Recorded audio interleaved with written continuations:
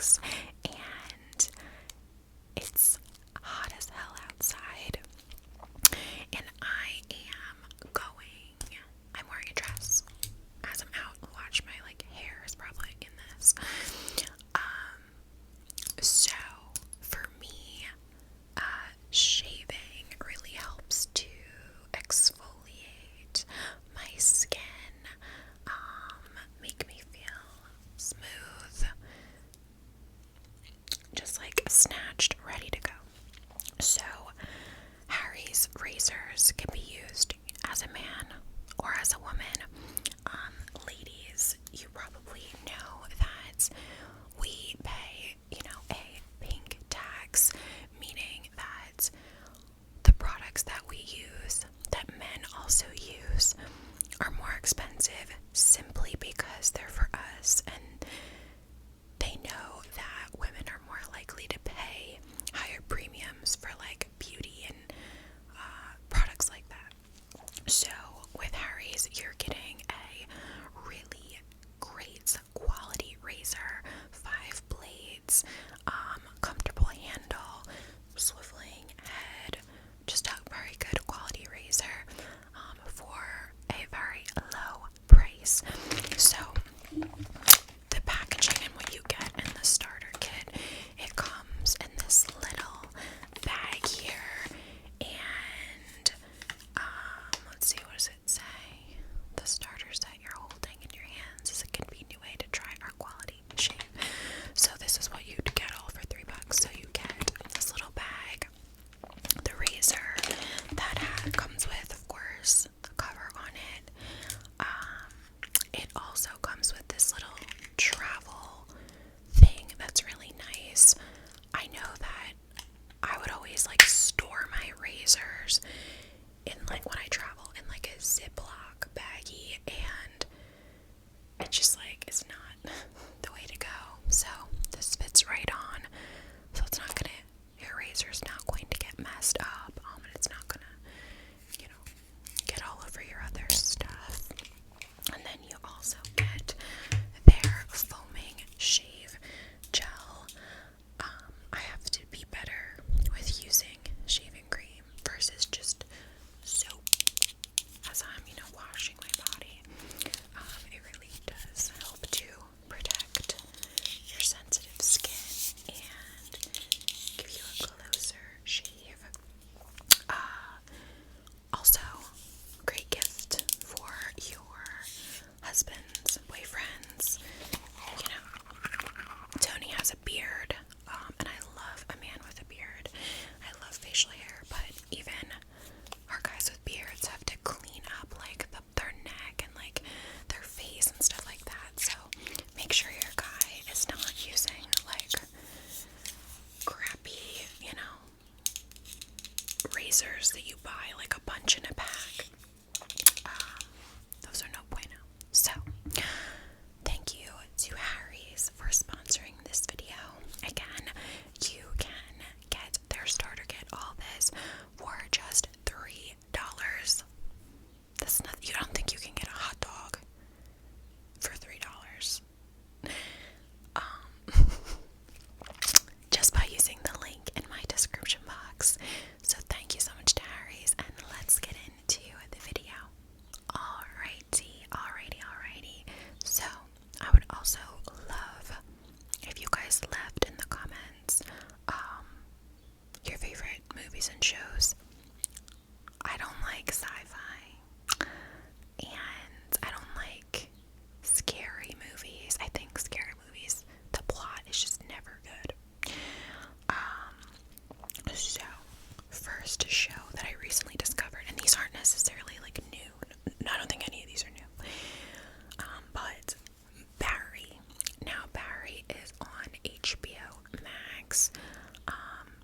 Guys, not recently, but maybe a year ago, we got rid of cable, and we just have the streaming services, and I pay for Netflix and Showtime, and I think that's it. And then my sister pays for HBO, her fiancé pays for HBO Max, and she pays for Amazon Prime, and she pays for Hulu, so we all share.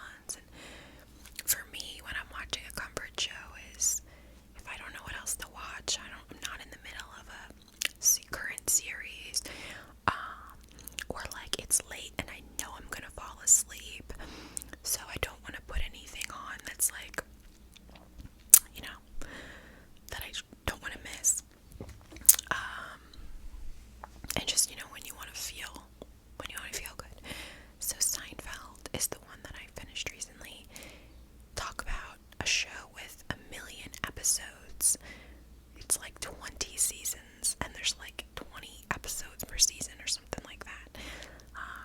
Seinfeld is a very particular type of humor, but just a funny, silly show about just like the nuances of like everyday life and just like making something out of nothing. It's the show about nothing. So yeah, Julia Louis-Dreyfus, I think that's how you say her last name, but she who plays Elaine, love her. She's also great in Veep on HBO Max, which is about the vice president, and Julia Louis-Dreyfus plays the vice president. That's a very good show as well. But my other comfort shows, just for the sake of mentioning them, Malcolm in the Middle is the one that like I'm now sliding into again, now that I finished Seinfeld. Malcolm in the Middle is so fucking funny and such an like underrated show. I think it's one of the best shows of all time. I think it is absolutely fucking hilarious, and I think it's hilarious and relatable to like people of all ages. First off, Bryan Cranston's my favorite actor in the world. He's the funniest human being on planet Earth. Him and Paul Rudd. Also, Lois, who I have to Google her name. I can't not give her credit because she is so freaking funny. Let's see. What is her name? Oh, is her name really Lois? Lois. Oh no. Is it? No. What is her name? Oh, Jane. Okay, Jane Kasmerick. Jane Kasmerick. I'm not saying her name probably correctly. But the mom in Malcolm in the Middle, oh my god. Just, it's so fucking funny and so relatable, no matter what. And then the kids, of course, just the dynamic of all those actors together. Like, it's just, the stars aligned. It's just like one of those things. Also, New Girl. Love New Girl. Of course, The Office, but they've removed that from Netflix. Grounded for Life. That's a throwback, guys. That show also very funny. 90s vibes. So, those are kind of my comfort shows. The Simpsons, sometimes as well. I used to love The Simpsons when I was little. Okay. So next, also a very amazing, really interesting, different show. Living with Yourself. Speaking of Paul Rudd, who I said was like the funniest person in the world. Also, spectacularly handsome. Living with Yourself, I actually just rewatched. It is a limited series, and it is about a man. He's, maybe in his late 30s or whatever, maybe 40, and he's just kind of feeling the monotonous day-to-day, midlife crisis, and he decides, so he sees one of his coworkers is so happy lately, like just killing it at work, while meanwhile, his name's Miles, the character, Paul Rudd's character. Meanwhile, Miles is just like kind of probably depressed and just kind of going through the motions day to day, not really putting a lot of effort into his marriage. His wife feels that, and so they have tension, and they're trying to have a baby.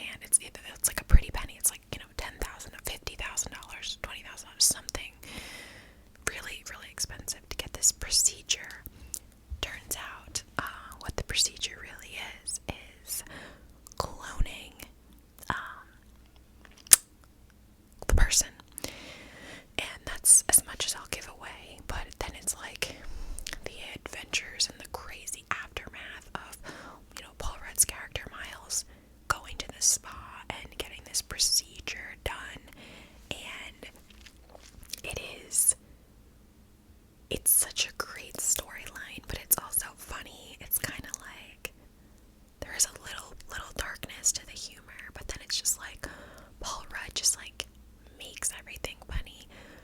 There's one scene, I think it's like literally scene 1 of like episode 1, where he's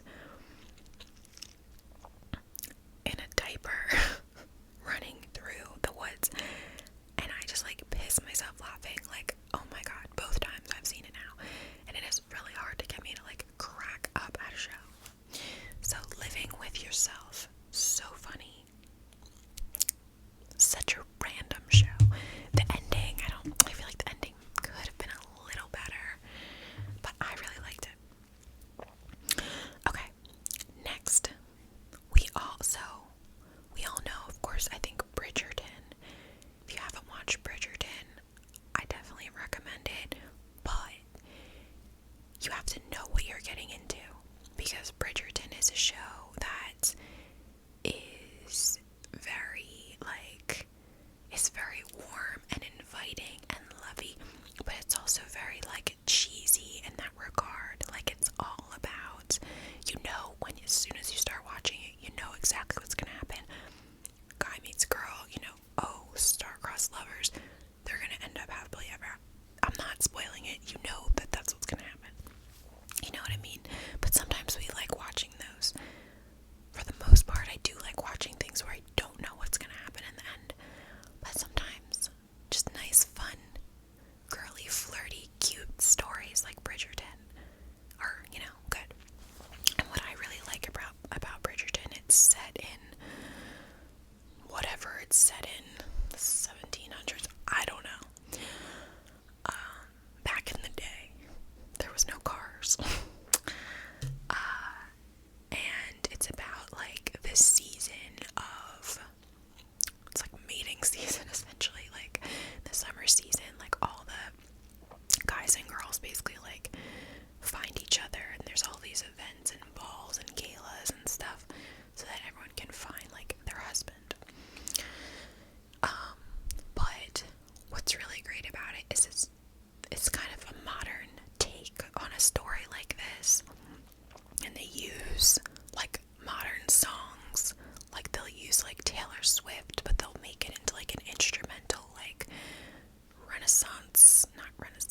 like old instrumental like version. Like, it's just cool, and the costumes and the colors are very light and bright.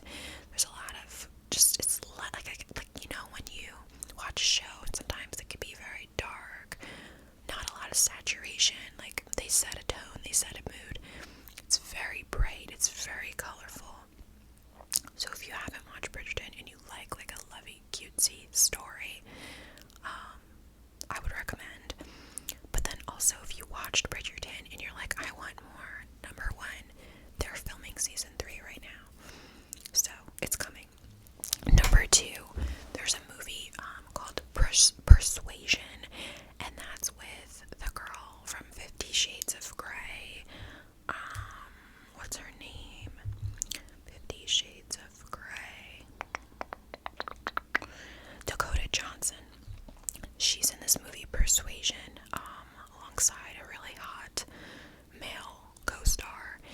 It's the same vibes. It's like star-crossed lover, like, you know what's gonna happen. But it's a movie, so Bridgerton drags out the story for like 8 episodes or whatever it is, and there's a lot of secondhand plots and things going on at the same time that you can get involved with other storylines, whereas Persuasion is just man and woman love story set in the same time. Also fun, modern, little humor to it.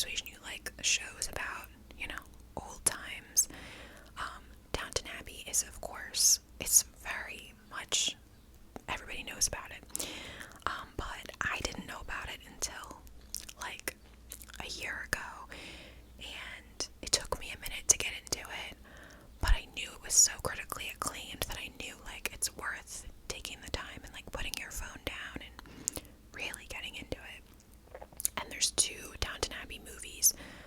One of them is recent. I just went to the theaters to see it with my mom because she's a fan. But yeah, it's just about this wealthy family back in the, is it the 1800s or the 1900s? I think it's the early 1900s. Well, does it start in the late 1800s? It's like around that time. And just like, all the family's like story, the parents, the grandma, the kids, beautiful costumes. They film it in actually, like in this huge estate. Like it's not a set, like the outside that you're seeing, like that's really where they're filming at. It's absolutely gorgeous. I think it's like somewhere a couple hours outside of like London or something. I don't know. Love Downton Abbey. Okay. Also sort of in the same realm about the past and whatnot. Peaky Blinders. And I'm sure I've spoken about Peaky Blinders before, but Peaky Blinders as a show, again, it took me a second to get into it, but knowing that it was such a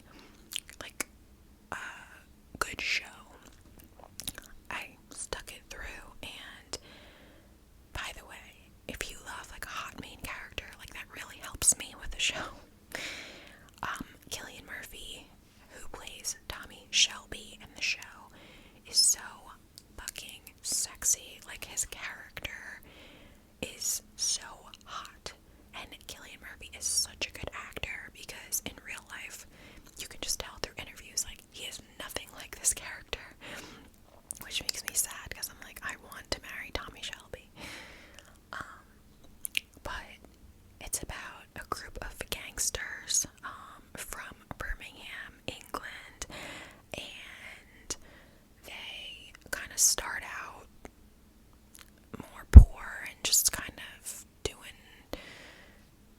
killing, gangster shit, whatever, and then they start to get into more like legitimate business, make more money, get wealthier, expand their business, and all this stuff. Not to mention too, Tommy Shelby's brother, John Shelby, in the show, also so fucking hot. Anyone else? Tom Hardy's in that show. He's not cute in it though. His character's not cute. He's like, he's like dirty looking and gross. But Peaky Blinders is an amazing, amazing show. I personally love the first 3 seasons the best because they have some humor and some like fun in them. The show is wrapped at this point. I believe it was 6 seasons total, and the 6th just came out on Netflix. I had downloaded a VPN and watched the 6th season through like BBC before it came out on Netflix, but I will say it is a heavy show, and the last 2 seasons, even I'd say the last 3, but especially the last 2 and the final season is extremely dark. It's like the Harry Potter movies, like, they get darker and darker as each one goes. The final season is just like hella dark, but I did hear, and I'm pretty sure it's confirmed, that they're making a Peaky Blinders movie. So exciting. Have to give a shout out to I think it's Damien Lewis's wife, Helen McCrory, who played Polly Gray. She passed away from cancer recently. She was a phenomenal actress in this role. She also played Draco Malfoy's mother in Harry Potter, speaking of Harry Potter. And, of course, other notable roles, but those are the 2 that she might be most known for. And so, yeah, she passed away, so very sad. Too soon. Okay. Let's see. Look,